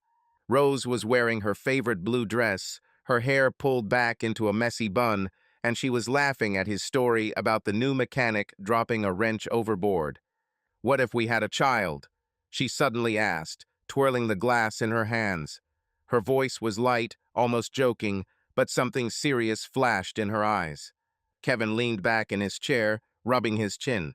Children? He asked, grinning. You know, I'm at sea for 9 months a year. Which father am I? She shrugged, looking into her glass. Well, not now. Later. We could make more money, buy a bigger house, and then, maybe one or two. He nodded, thoughtful. He loved the idea of little Kevin or little Rose running around the yard while he taught them how to tie sea knots. But he shook his head. Let's get back on our feet first, he said. I want them to have everything: school, toys, no debts. Let's earn money and then think about it. Agree? Rose smiled, raised her glass, and clinked it. I agree, sailor. First money, then children. Kevin opened his eyes, looking at the scattered letters and photos. They agreed. He kept his word. He worked hard on flights, saved every cent, dreaming of a future where they would have a family. And she already had a son, Etana, with Mike. While he was rotting at sea, she was building another life and lying to his face. He remembered how she sometimes looked away when he talked about children later, how she changed the subject, how she said, "It's not time yet." Now he understood why. He hit the wall with his fist, leaving a dent in the plaster, and growled, unable to contain his anger. You stole everything from me, Rose. My home, my years, my dream. You're lying. He stopped, not finding words strong enough to express it. Kevin collapsed on the bed, right on top of the scattered letters, and buried his head in his hands. Evidence of her second life lay around: letters, photos, will. She didn't just betray him with Mike. She stole the future he had built for the two of them and gave it to someone else. He looked at the ceiling, feeling tears burning his eyes, but did not let them escape. Instead, he clenched his fists even tighter, leaving red marks on his palms, and whispered into the void. You stole everything from me. Kevin left the house, leaving chaos behind him, scattered letters, an overturned album, a crumpled will on the floor. He could no longer stay there, breathe the air saturated with her lies. The sun was already setting, bathing Portsdale in an orange light, but for Kevin the day was gray, like the rusty side of an old ship. He got into the pickup truck, slamming the door so hard the windows shook, and started the engine. Her hands squeezed the steering wheel with such force that the skin on her knuckles turned white, and one thought was spinning in her head. She would not get off so easily. Rose stole everything from him, his home, his years, his dreams, and now he will take away from her what she loved. Everything to the last. He drove along the coast without thinking about the route, until he found himself at the old port, the place where his life as a sailor began. It smelled of salt, fuel oil, and rotting seaweed, and the wind howled between the rusty containers scattered along the pier. The waves crashed against the concrete piles, throwing foam onto the shore, and this sound, sharp, rhythmic, calmed him like an old friend. Kevin parked at an abandoned warehouse where fish had once been loaded and where now the port hobos and those who knew how to survive on the edge of the law gathered. He needed Bobby. Robert "Bobby" Clancy, an old friend from the early voyages, was one of those who always found a way out, whether it was a smuggled case of whiskey or a way to evade the Coast Guard. They hadn't seen each other for a couple of years, but Kevin knew where to look for him. Bobby ran a small shop by the dock, a rickety shed with a tin roof, where he repaired boat engines and sold all sorts of junk. It was the perfect place for a man who knew the right people and didn't ask too many questions. Kevin got out of the car, feeling the gravel crunch under his boots, and headed towards the barn. The door was ajar, and from inside came the dull blows of a hammer and the smell of machine oil.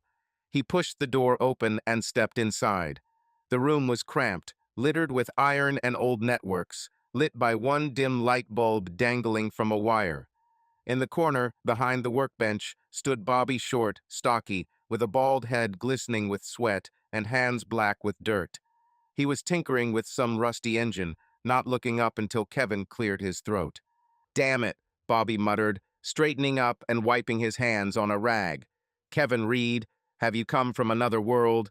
You look like you were chewed up by a shark and spat out." Kevin didn't smile.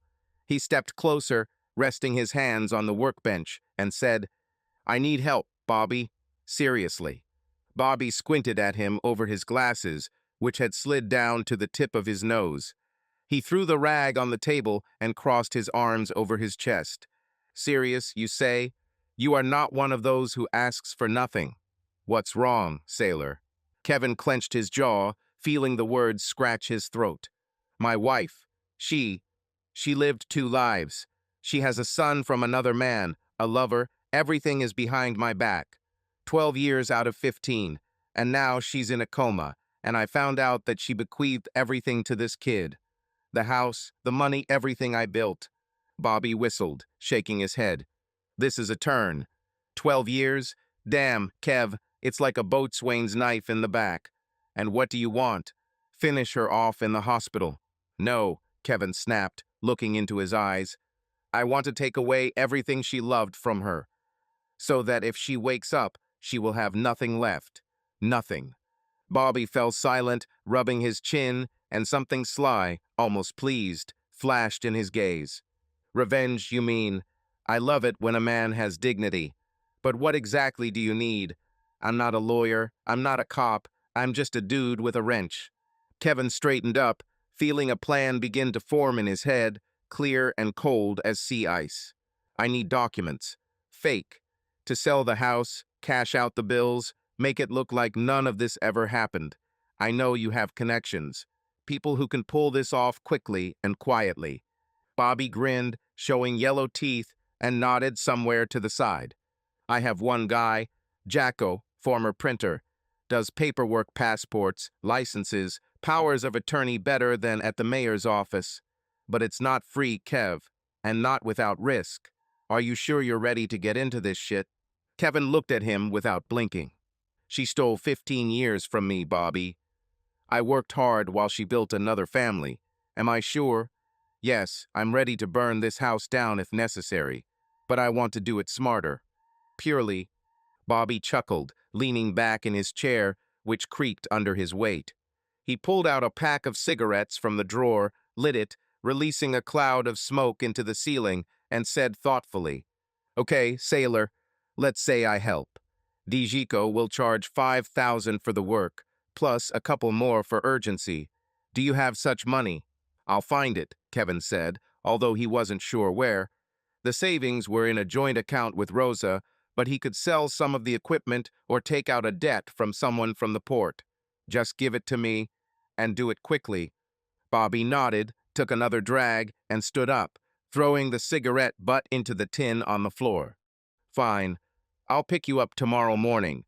Come here at 8, and don't be late. Dziko doesn't like to wait." In the meantime, he rummaged in the drawer and pulled out a bottle of cloudy moonshine. "Drink. You look like a corpse on the deck." Kevin took the bottle, but didn't open it. He nodded to Bobby, feeling the weariness settle on his shoulders, and walked out of the barn. The evening air hit my face cold, salty, with a taste of the sea. He walked to the edge of the pier, where the waves licked the concrete, and sat on an old box, looking at the horizon. The sun had almost set, leaving a crimson streak behind it, and the sea was noisy, as if alive, calling him back. He squeezed the bottle in his hands, feeling the coldness of the glass, and whispered, almost inaudibly, "I will take away everything she loved from her. Everything she didn't give me." Kevin looked out to sea, feeling the anger inside him turn to cold determination. He remembered her smile, her voice, her lies, and each image only added fuel to the fire. Bobby was right. It's a risk. But he had been blind for too long, believed for too long. Now it's his time to act. He stood up, threw the bottle into the water, it splashed with a dull sound, and went to the car. Everything will begin tomorrow. 2 days have passed since Kevin met Bobby at the port. 2 days filled with phone calls, meetings in dark corners, and the smell of cheap coffee from disposable cups. Jacko, the printer with shaking hands and perpetually red eyes, turned out to be just as Bobby described: fast, silent, and expensive. Kevin gave him $5,000, scraped out from an old stash in the pickup truck, and a loan from a former flight partner, and 2 more for the urgency. In return, he received a stack of papers, a power of attorney, a purchase and sale agreement, a fake passport in the name of a certain James Carter. Everything looked so real that Kevin himself almost believed in the existence of this Carter. He started the morning of the 3rd day with a visit to the hospital. Dr. Lawrence met him in the corridor, still wearing the same wrinkled robe and a tired look over his glasses. "Your wife's condition is stable," he said, flipping through a tablet with notes. "She's still in a coma, but her numbers aren't getting worse. We're keeping her under observation, waiting until we find a cure." Kevin nodded, not getting into the conversation. Stable. This word meant nothing to him, no hope, no relief. He glanced at room 312 through the glass in the door. Rose lay there, just as pale, just as motionless, surrounded by machines. He turned away and left without going inside. Her stability didn't change what he was going to do. By midday, he was in downtown Portsdale, in the realtor's office, a small space with faded wallpaper and the smell of old paper. The woman at the desk, Miss Harper, was thin, with a pointed nose and too bright lipstick that smudged into the wrinkles around her lips. She looked at the documents Kevin handed her and raised an eyebrow. "Mr. Carter, are you sure you want to sell so quickly?"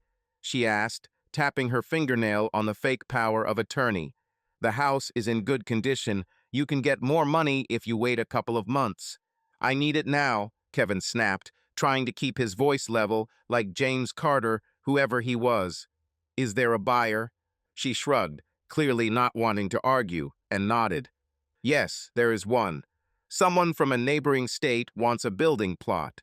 Offers cash, 120,000. Fits?" Kevin nodded, feeling something clench inside him. 120,000 was less than the house actually cost, but he didn't care. It's not about money. It's about revenge. Miss Harper muttered something about taxes and signatures, but he barely listened. An hour later, the papers were ready, signatures were placed, and the realtor promised that the deal would be completed by the evening. The buyer, a dummy, through a chain of Jacko's acquaintances, was supposed to transfer the money to an offshore account, which Bobby helped open through some shady guy from the port. Kevin did not go into details. The main thing is that the money will go where Rose will never find it. In the evening, he returned to the house, or rather, to what was left of it. The pickup truck stopped at the side of the road, its headlights illuminating the empty lot. The house has disappeared. The buyer was quicker than Kevin expected. Workers had already demolished the structure, leaving only bare ground strewn with fragments of plaster and wood from the porch. The white walls, the kitchen where they drank bourbon, the bedroom where he found her letters, all this was now a pile of garbage, taken to a landfill somewhere. Kevin got out of the car, feeling the cold wind from the sea hitting his face, and walked to the edge of the site. Where there used to be a hanger with her red coat, now there were rusty fittings sticking out. There was a void where he had thrown the ring at the wall. He stood looking at this desert and felt a strange relief mixed with pain. The house was theirs for 15 years. He repaired the roof, painted the walls, carried furniture from the muddy roads so that she would smile, looking at the new sofa. And she gave it to Ethan in her will, as if Kevin never existed. Now there was nothing here, neither her, nor him, nor their past. He pulled out his phone and checked the message from Bobby. Money in the account. 120K clear. Good luck, sailor. A secret account in the Caymans, inaccessible to banks and lawyers, was his first blow. Kevin put the phone in his pocket and squatted down, running his hand along the ground. It was cold, damp from the recent rain, and smelled of clay. He remembered how he and Rosa chose this site 15 years ago, when he had just started flying. She stood here in a long skirt and with her hair tousled by the wind and laughed. "This will be our home, Kevin, our piece of land." He then believed her, invested everything in this place, money, time, soul, and she turned it into a decoration for her second life. He stood up straight and clenched his fists, feeling his nails dig into his palms. Rose was still in the hospital, in a stable condition, hooked up to machines, but Kevin wasn't thinking about her health. He thought about how she would wake up if she would wake up and find out that her home, her support, her legacy for Ethan was gone. He imagined her face pale, confused, with empty eyes, and the corners of his lips twitched in a bitter smile. "Now you have nothing," he whispered, looking at the empty area. His voice was lost in the sound of the wind, but the words remained hanging in the air, heavy and final. Kevin turned and walked towards the pickup without looking back. The headlights illuminated the road ahead, leading away from this place, and he sat behind the wheel, feeling the chill of the seat creeping through his jeans. The money was safe, the house was gone, but this was only the first step. She took everything he loved from him, and now he would do the same to her. He started the engine, and the sound of the engine drowned out the sound of the sea, carrying him into the night. Kevin spent the night in a pickup truck parked at an abandoned dock, where the sea roared like an old friend whispering words of encouragement. He didn't sleep, he just sat, looking at the dark water, until the first rays of the sun began to break through the clouds. The house was gone, the money was hidden, but the anger inside him still burned, demanding an outlet. Rose lay in the hospital, unreachable in her coma, but there was also Mike, the man who stole his wife from him, gave her a son, lived the life that Kevin considered his own. Hitting the house was the first step, but it was not enough. Mike must pay. In the morning, he started the engine and drove into the city, feeling how fatigue gave way to cold determination. He needed to find out more who Mike Jensen was, how he lived, where his weak point was. Kevin remembered Mike mentioning the workshop, the place where he and Rose supposedly met 12 years ago. Auto mechanic. This was a clue. He went to the only person in Portsdale who could know such details without asking questions, old Harry, a former longshoreman, and now the owner of the Rusty Anchor Bar. The bar stood on the outskirts of the city, near the road leading to the highway. The rickety building, with peeling paint and a sign where the letter R had long fallen off, looked as if it was about to collapse, but inside it was always warm and noisy. Kevin pushed the door open, and the bell above the entrance tinkled, cutting on his nerves. The inside smelled of beer, fried fish, and cigarette smoke. Harry stood behind the counter, bald, with a thick gray mustache and arms covered with old tattoos. He was cleaning a glass with a rag when Kevin walked in and looked up, narrowing his eyes. "Kevin Reed," he boomed, putting down his glass. "I haven't seen you for a long time, sailor. You look like crap. What happened?" Kevin walked up to the counter, tossing a crumpled 1010 on it, and sat down on a high chair that creaked under his weight. "I need to know about this guy," he said, his voice low and firm. "Mike Jensen, mechanic. What have you heard about him?" Harry chuckled, put the money in his apron pocket, and poured Kevin a beer without asking. "Jensen, you say? I know someone like that. He keeps a workshop 10 miles from here, near an old gas station. He repairs cars, boat engines, all sorts of things. People come to see him, but—" He lowered his voice, leaning closer. "They say that not everything is clean with him. He takes cash, doesn't punch checks, and a couple of times he's been seen fiddling with stolen engines. Nothing serious, but the tax authorities would have pressed him if they had dug." Kevin squeezed the glass, feeling the coldness of the glass creep into his palm. Illegal business. This was what was needed, the leverage to hit Mike where he wasn't expecting it. He took a sip of beer, barely tasting it, and asked, "Who else knows? Any evidence?" Harry shrugged, wiping down the counter. "Evidence is not my business. But ask Tom, who sells spare parts at the market. He did business with Mike, complained that he paid in cash, and did not give receipts. If you dig around, you'll find something." Kevin nodded, finished his beer in one gulp, and stood up. "Thank you, Harry. If anything, I wasn't here." The old man grinned, waving his hand. "Who saw you, sailor?" Kevin spent the next hours moving. He went to the market, a bustling place just outside the city where they sold everything from fish to old tires. Tom turned out to be a skinny man with sparse teeth and ever-moving eyes. Kevin bought a couple of nuts from him to get him talking and casually brought up the topic of Mike. Tom spat on the ground, muttering, "Jensen, the beast is cunning. He paid me for the parts in cash, without papers. He said, 'Why do we need extra traces?' I saw him a couple of times driving engines with broken numbers. Prove it, try it, but this thing stinks." Kevin didn't dig any deeper. That was enough. He returned to the pickup, feeling the plan taking shape in his head, clear and sharp as a knife. Mike evaded taxes, conducted business in the shadows, an ideal target. Kevin took out the old laptop he carried with him on flights and connected to the Wi-Fi at the diner across the street from the market. There, sitting at a table with a cup of cold coffee, he composed a letter anonymous without a signature. "Mike Jensen, auto repair shop on Highway 17. Tax evasion, illegal dealings, stolen parts. Check his returns for the last 5 years." He added the address of the workshop, which he got from Tom, and sent everything through the tax service website, using a temporary email created in a hurry. Kevin sat back in his chair, staring at the screen until the letter went away. His fingers trembled, not from fear, but from anticipation. He imagined how the tax office would come to Mike, how he would turn over his workshop, how his life would begin to collapse, how his house would collapse. It won't give Kevin back his 15 years, but it will give him at least a modicum of satisfaction.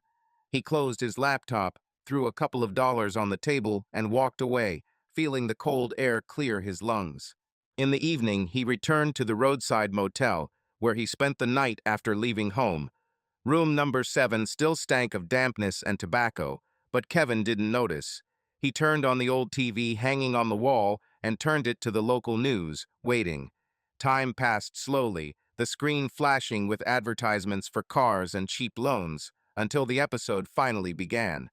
The presenter, a woman with a forced smile and an overly even voice, began. "Police today in Portsdale arrested local auto mechanic Mike Jensen on suspicion of tax evasion. Following an anonymous tip, the tax service inspected his workshop, finding undeclared income and evidence pointing to illegal trade in spare parts. Jensen faces a fine and up to 5 years in prison." Kevin looked at the screen, where images flashed.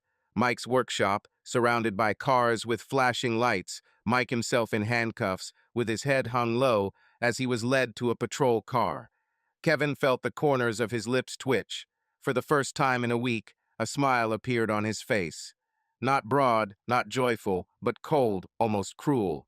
He turned off the TV, throwing the remote on the bed, and leaned back in his chair, looking at the ceiling. "This is for Ethan," he whispered into the void. "For Rose, for everything." He closed his eyes, feeling the anger inside him subside for a moment, giving way to something new, dark, but satisfying. Mike was the second strike. The house is gone, Mike is behind bars. Rose was the last one left, but while she lay in a coma, Kevin could only wait. He stood up, walked to the window, and pulled back the dusty curtains, looking out at the dark parking lot. The smile was still on his lips, weak but real. For the first time in a week, he felt like he had the upper hand. The morning after Mike's arrest began with silence, broken only by the creaking of an old chair in the motel room where Kevin spent the night. He didn't sleep, he just sat, looking out the window at the parking lot, where drops of night rain glistened on the asphalt in the morning sun.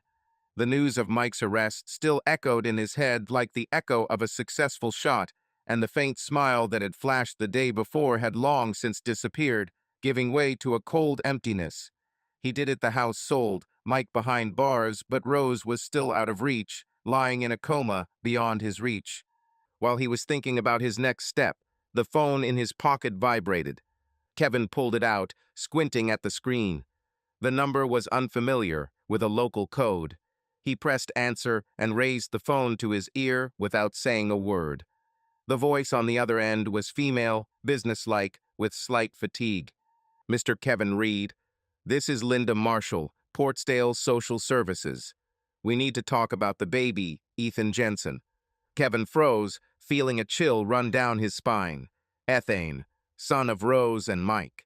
He hadn't thought about the boy since that meeting in the hospital, but now his name hit him like a wave against the side. "What's wrong with him?" he asked, his voice hoarse and harsh. "His father, Mike Jensen, was arrested last night," the woman continued. "The mother is in a coma. We haven't found any other relatives. Ethan is now in a temporary shelter, but we need to decide what to do with him next. You, as Rose Reed's husband, are the closest known relative. Are you aware of the situation?" Kevin squeezed the phone so hard the plastic cracked. "Ethan is alone. Mike is in jail, Rose is in the hospital, and the boy he saw at her bedside is now a social services problem." He could have said, no, hung up, left everything as it was, let them take him to an orphanage. He doesn't care about someone else's child. But something in this thought stuck like a hook in a net. Ethan was her son, part of it. And suddenly Kevin saw this as a chance not just to take revenge, but to take from Rose even what she hid from him most of all. "I'll come," he said, not giving himself time to change his mind. "Where is he?" Linda gave the address, a temporary shelter 10 miles from the city, an old school building converted for the needs of social services. Kevin threw the phone on the bed, grabbed his jacket, and ran out of the motel, leaving behind a damp smell and an uncleaned room. The pickup truck rushed along the highway, kicking up dust, and one thought was spinning in Kevin's head. "I'll take him. I'll show her that even her son is now mine." The shelter turned out to be a gray 2-story building with peeling paint and a rusty swing in the yard. Kevin parked at the entrance, feeling his heart beating faster than usual, and walked inside.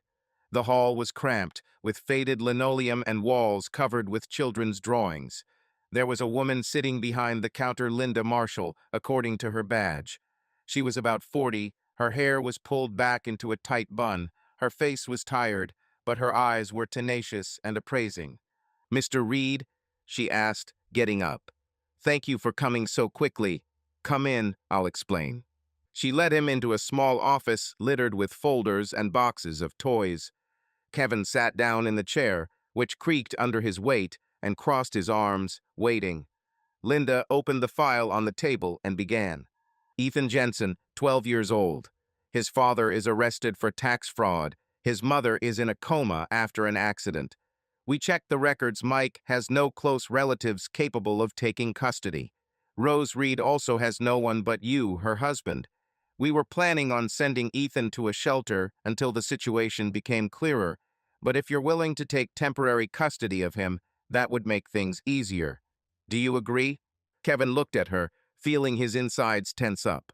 He could have refused, said that he had nothing to do with the boy, that it was not his problem. But instead, he leaned forward and said, I'm her husband. Next of kin, I'll pick it up. Linda narrowed her eyes, clearly not expecting such decisiveness. Are you sure? This is a serious responsibility, Mr. Reed. We can register you as a temporary guardian, but you will have to sign documents and undergo verification. Are you ready? Yes, he snapped, not allowing her to continue. He shouldn't be in a shelter. I'm his mother's husband, that's enough. She paused, flipping through the papers, but then nodded. Fine. We need your ID and signature. Ethan is in the playroom now. I'll get him. 20 minutes later, the documents were ready. Kevin signed everything that was required, feeling the pen leave deep marks on the paper. Linda left and soon returned with Ethan. The boy looked the same as he did in the hospital, thin, with disheveled blonde hair and freckles on his cheeks. He was wearing the same denim jacket, only now wrinkled, and sneakers with untied laces. He held a small backpack in his hands, squeezing the straps until his fingers turned white, and looked at Kevin with wary curiosity. Ethan, this is Kevin Reed, Linda said, gently pushing him forward. He will take care of you until your mother gets better. Ethan nodded but didn't say anything. Kevin stood up, feeling the eyes of the boy and woman pressing down on him, and stepped towards him. Let's go, he said, his voice low and firm. Pack your things if there is anything else. The boy silently followed him to the exit, keeping his distance. Kevin felt his presence behind him, like a shadow, and this feeling was strange, alien, but somehow right. They walked out into the parking lot, and Kevin opened the pickup door, nodding to Ethan. Sit down. Ethan climbed into the seat, throwing his backpack on the floor, and stared out the window.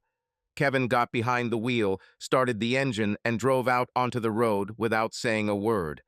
The silence in the cabin was heavy, interrupted only by the hum of the engine and the rustling of the tires.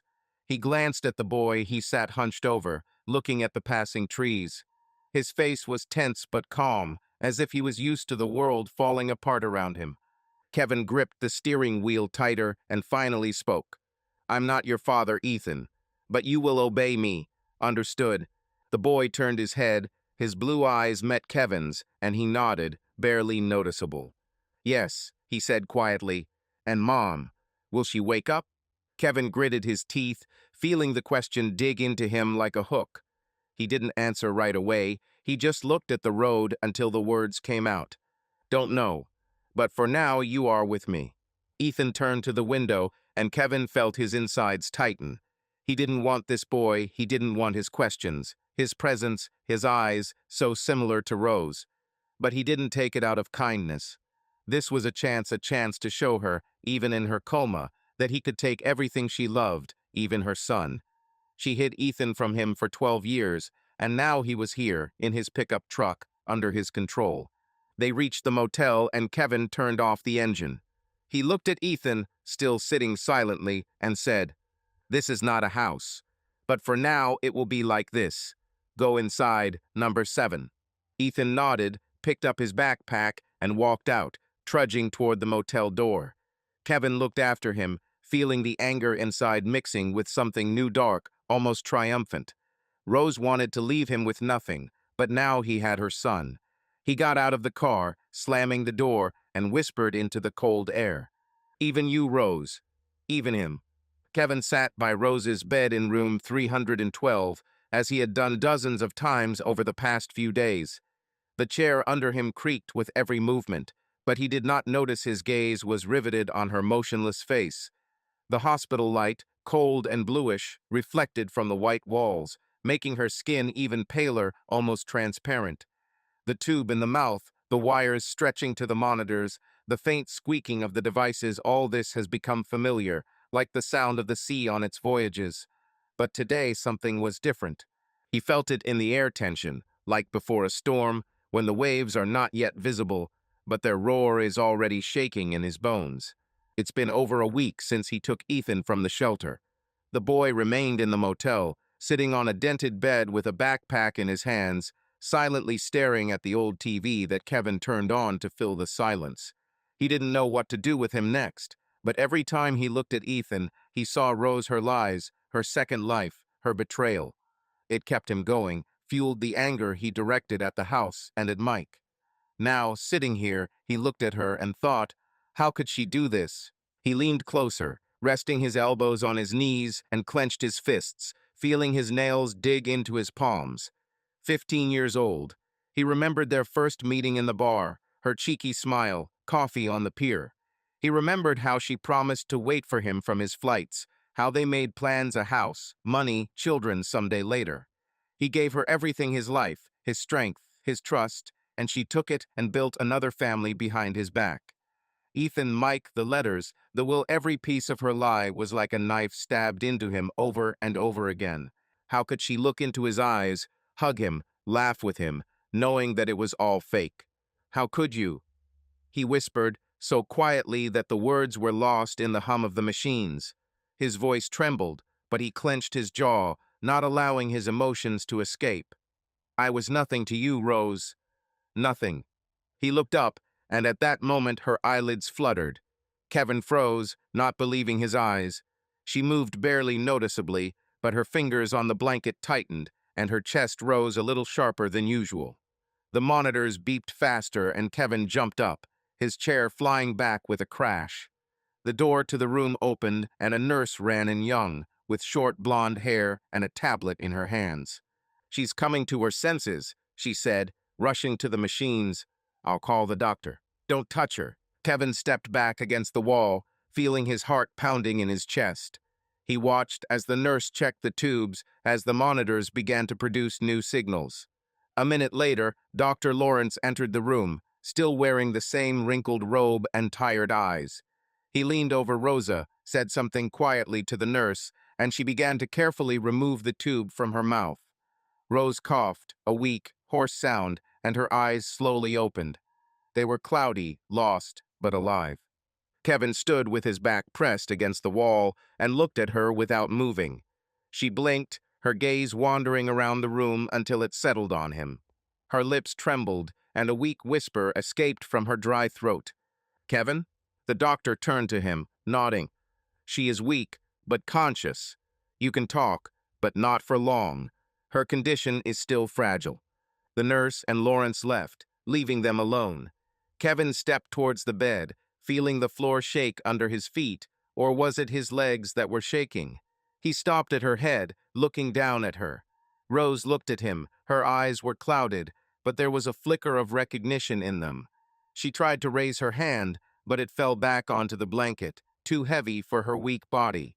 Kevin, she repeated, her voice barely audible. Are you here? He clenched his fists, feeling anger and pain colliding inside him like two ships in a storm. Yes, I'm here, he said, his voice cold and firm. And you? How could you do this, Rose? 12 years with Mike, son, letters, will. How could you lie to my face all this time? Her eyes widened, tears pooling at the edges, but she didn't look away. She coughed again, weakly, and spoke, each word coming to her with difficulty. I didn't want you to find out. Never. I loved you, Kevin, I swear. But when you went to sea, I was alone. Months, years. Mike, he was there. He gave me Ethan, gave me what we didn't have. I couldn't leave him, but I couldn't let you go either. Kevin looked at her, feeling her words cut him like a rusty knife. Did you love me? He asked, almost growling. You called me a front, Rose. You gave everything to Ethan, our house, our money. What was I to you? A wallet that brings cash back from flights? She shook her head, tears rolling down her cheeks, leaving wet trails on her pale skin. No, you were bigger. I wanted to stay with you, but I got confused. I didn't know how to live one life. I'm sorry, Kevin. I'm sorry. He stepped closer, leaning towards her, and his voice became quieter, but sharper. Sorry. You stole 15 years from me, Rose. You lied to me every day, every night. You gave birth to another son while I was rotting at sea, thinking we had a future. And now you're asking for forgiveness. She sobbed, Her chest shook with a weak sob, but she did not have the strength to scream. She squeezed the blanket with her fingers and whispered, "Where is Ethan? Where's Mike?" Kevin straightened up, feeling the cold fill him from the inside. He looked at her weak, broken, but still clinging to her second life.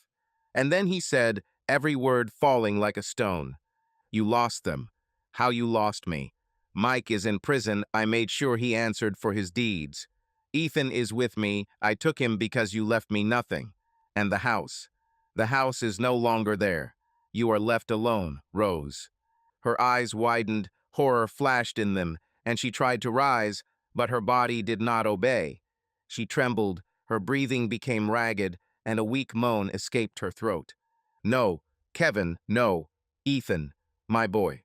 He pulled out a box with a ring from his pocket, the same one he bought for their anniversary, the one he threw at the wall the day everything collapsed. He opened it, took out a silver ring with the engraving 15 years and forever, and placed it on the table by the bed. It clanged against the plastic, the sound sharp and final. "This is all that's left of us," he said, looking into her eyes. "You chose your life. Now live with it." Rose extended her hand, her fingers trembling, trying to reach the ring, but she didn't have the strength. She sobbed, her head fell back onto the pillow, and the monitors suddenly beeped louder, more chaotically. Kevin turned to the door, feeling her tears and pleas being left behind, like a weight he no longer wanted to carry. He stepped towards the exit, but stopped when he heard her last, barely audible whisper, "Kevin, sorry." He didn't turn around. The door slammed behind him, and he stepped out into the corridor, feeling the hospital air burn his lungs. Behind him, there was a nurse's scream, footsteps, the sound of a defibrillator, but Kevin did not stop. He knew this was the end her end. The monitors went silent after a minute, replaced by a long, steady beep. Rose died, leaving behind only the ring on the table and the emptiness that he had long carried within himself. Kevin did not return to room 312 after the door closed behind him. He heard the screams of nurses, the hum of the defibrillator, and then silence long, final. Rose died, and with her died everything that connected him with that life. Home, marriage, 15 years of illusions. He walked out of the hospital, feeling the cold February wind hit his face, and got into the pickup truck without looking back. In his pocket were the keys to the motel where Ethan was waiting, and money in an offshore account, 120,000, the remains of his revenge. This was all he had left, and now he had to decide what to do with it. Ethan was sitting in number 7 when Kevin returned. The boy was watching an old TV that showed commercials for cheap cars, and didn't look up until Kevin slammed the door. His backpack was still on the floor. His sneakers with untied laces stood by the bed. Kevin looked at him, thin, silent, with disheveled blonde hair, and felt a strange tension in his chest. It was Rose's son, her flesh and blood, but now he was here, with him, not with her or Mike. Kevin stepped towards the TV and turned it off, leaving the room in silence. "Get ready," he said, his voice low and firm. "We're leaving." Ethan turned his head, his blue eyes meeting Kevin's. "Where?" he asked quietly. "To another state," Kevin answered, without going into details. "We have nothing more to do here." The boy nodded without asking questions.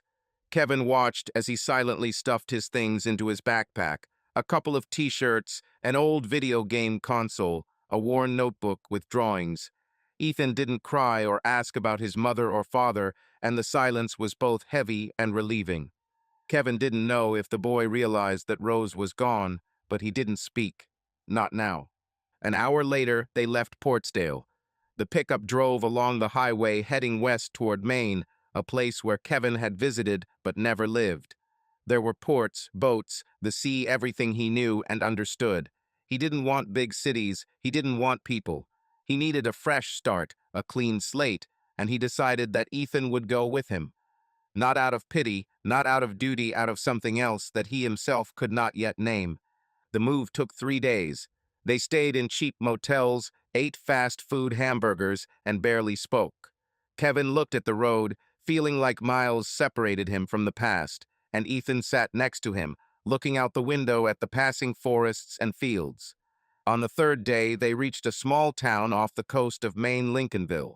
It smelled of salt and pine trees, and the houses were small, wooden, with peeling paint. Kevin rented an old cottage by the sea, one-story, with a rickety veranda and a view of the bay. Money from the offshore allowed him to buy it without any questions asked, and he moved their meager belongings there, a couple of Kevin's bags and Ethan's backpack. The first morning in Lincolnville was cold and clear. Kevin walked out onto the veranda, holding a mug of black coffee, and looked out at the sea beyond the rocky beach. The waves crashed against the shore, throwing out foam, and the sound was like breathing, deep and even. Ethan came out next, in his denim jacket, and stood next to him, silently looking at the water. Kevin glanced at him. The boy seemed smaller against the backdrop of the endless bay, but there was something stubborn in his posture, like Rose in her best days. "Have you ever repaired boats?" Kevin asked, taking a sip of his coffee. Ethan shook his head. "No. Mike fixed cars, but he didn't teach me." Kevin nodded, feeling Mike's name scratch old wounds, but pushed the feeling away. "Then let's start with the boats. There are plenty of them here, and I know how it's done. You will help." Ethan looked at him, narrowing his eyes slightly, but did not object. That same day, Kevin took him to the pier, where a local fisherman, an old man named Oliver, agreed to give up his old boat for a couple of hundred rusty, with a leaky engine, but suitable for work. They dragged him to the cottage, and Kevin began to teach Ethan how to disassemble the engine, clean the carburetor, and change gaskets. The boy was silent, but attentive. His thin hands quickly learned to hold a wrench, and his eyes followed Kevin's every move. The days turned into weeks. Kevin worked on the pier, repairing boats for locals, taking small orders, and Ethan was nearby, carrying tools, listening, sometimes asking questions. Kevin taught him not only the business, but also the rules. Keep your word if you give it. Don't lie, even if it's easier. Work in such a way as not to redo it. He wasn't the father he didn't want to be, but something in this process, in their silent cooperation, began to fill the void left by Rose. One evening, a month after moving in, Kevin picked up an old photograph, the only one that survived from their house. It showed Rose, smiling, with a wind in her hair, on the same pier in Bayview where they had coffee 15 years ago. He looked at her for a long time, feeling how the old wounds ache, but no longer bleed. Ethan was sitting on the veranda, fixing the net they found on the shore, and Kevin called to him. "Come here." The boy came up, wiping his hands on his jeans, and stood next to him. Kevin nodded towards the pier that went out to sea behind the cottage and walked there, holding the photo in his hand. Ethan followed him without asking. The pier was old, wooden, creaked underfoot, but held strong. The waves crashed against the pilings, and the sun set, turning the water crimson. Kevin took a lighter from his pocket, brought it to the edge of the photo, and lit it on fire. The flames licked the paper, slowly devouring Rose's smile, her eyes, her lies. He held the photo until the fire got to his fingers, and then threw it into the water. Black flakes of ash swirled in the wind and drowned in the waves. Ethan looked silently, his face motionless, but something flashed in his eyes, not grief, not fear, but understanding. "Never trust a liar," Kevin said, looking out to sea. His voice was firm but calm, as if he was drawing a line. "They will take everything from you if you give them a chance." Ethan nodded, not taking his eyes off the water. "I know," he said quietly. Kevin put his hand on his shoulder, a short, almost casual gesture, and turned to the horizon. The sea spread out before them, endless and deep, going to where the sky merged with the water. He felt its call, its power, and for the first time in months he felt that he could breathe freely. Ethan stood nearby, a small silhouette against the sunset, and Kevin realized that this was the beginning not of a family, not of the past, but of something new that he could not yet name.